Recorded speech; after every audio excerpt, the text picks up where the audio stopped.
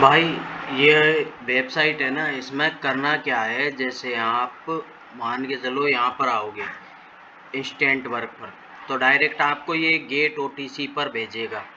अब gate OTC लेने के लिए सबसे पहले हमें करना क्या है भाई, यहाँ पर अपना ईमेल डालना है। तो ईमेल डालने के लिए जैसे ये ईमेल डाला। अब यहाँ पर हमने पहले ओटीसी लिया था लेकिन उसका पेमेंट नहीं किया था, तो ये पेंडिंग रह गया। अब यहाँ पर पेंडिंग पेमेंट को कंप्लीट करना है। अब हम पे नाउ पर क्लिक करेंगे तो पेंडिंग पेमेंट कंप्लीट हो जाएगा।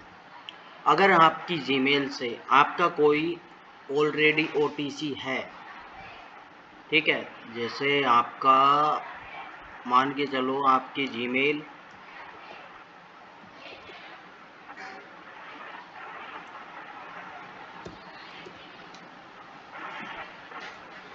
ये जीमेल है। अब इससे आपका ऑलरेडी ओटीसी है, तो यहाँ पर आपको शो हो जाएगा कि आपका ओटीसी एक्टिव है।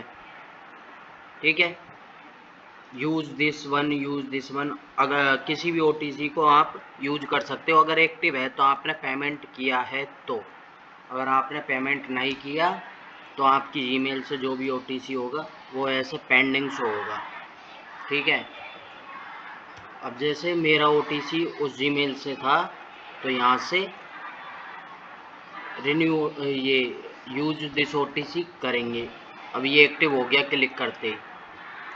अब यहाँ पर आ गया DL number, LL number, application number update. यहाँ से फ़ोन नंबर चेंज कर सकते हैं इनमें।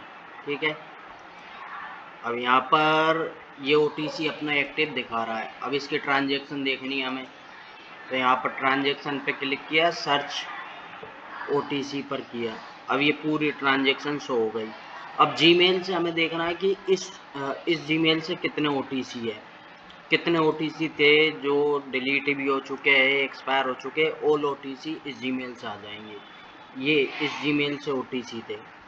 ठीक है, कितने थे, 1 2 3 4 5 6, जितने भी ओटीसी इस जीमेल से थे सारे आ जाएंगे। और इनको हम यूज भी कर सकते हैं अगर इनमें बैलेंस है तो।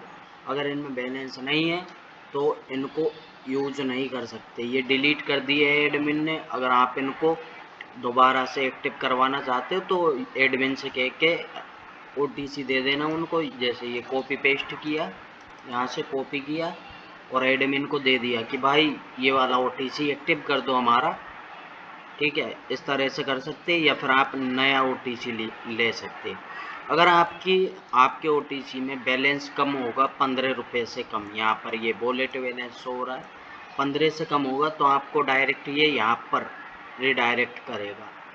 यहाँ पर आप रिन्यू कर सकते हो ओटीसी को। अब आप कितने भी रुपए से रिन्यू कर सकते हो, 2 रुपये से, 200 रुपये से, कितने से भी। तो ये सिस्टम है, यहाँ पर लॉगिन और रजिस्टर का सिस्टम नहीं है। इसके बाद यहाँ पर एक्टिव और डीएक्टिव कर सकते हो। अब ये ओटीसी अपना, यहाँ पर गए हम, यहाँ पर ओटीसी डाला हमने, चेक स्टेटस किया। अब यहाँ से 34 रुपये सो हो रहा है, इसको डीएक्टिव करना है हमें, डीएक्टिव कर दो यहाँ से। अब यहाँ पर ओटीसी गायब हो गया। गायब हो गया तो ये यहाँ पर हमें गेट ओटीसी पर ले आया। अब हमें फिर से वही जीमेल डालनी है। जीमेल डालोगे, चेक करोगे, ये रहा अपना ओटीसी। यहाँ पर क्लिक किया, ये आ गया अपना ओटीसी। अब यहाँ पर जो हमारा पुराना ओटीसी था वो डाल दिया। कहाँ है, ये वाला था शायद, ये रहा 34 वाला, इसको एक्टिव कर लो। अब 34 वाला चल गया अपने में। अब यहाँ से सर्विसेज यूज कर सकते हैं, आरसी, पीडीएफ, डीएल, पेन फाइंड वगैरह वगैरह वगैरह जो भी है। अब जैसे आधार टू पेन फाइंड करना है तो यहाँ पर क्लिक किया, यहाँ पर आधार नंबर डाला और यहाँ पर जीमेल आईडी डाली।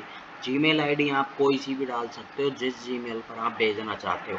और यहाँ से सेंड टू ईमेल करना है। सेंड टू ईमेल करने के बाद वो आपकी जीमेल पर चला जाएगा। और जीमेल पर जाने के बाद भाई आप है ना, अगर ऑल पे किया करो, ऑल पे ना आए तो जीमेल में एक होता है स्पैम, स्पैम में चेक किया करो, वहाँ पर आता है। ठीक है, क्योंकि कई बार जीमेल स्पैम में डाल देता है। और इसके बाद exam apply, number update, mobile. अब यहाँ पर जो लॉक दिखा रहे हैं ना, लॉक, वो इसलिए दिखा रहे हैं क्योंकि इसमें ये 40 रुपये का है, यहाँ पर 34 रुपये बैलेंस है। अगर इसमें 40 रुपये बैलेंस होता तो ये अनलॉक दिखाते। इस तरह सिस्टम है भाई इसमें। अब जिस भाई को ये यूज़ करना नहीं आ रहा, वीडियो देख लेना पूरी, यूज़ करना सीख जाओगे। ठीक है।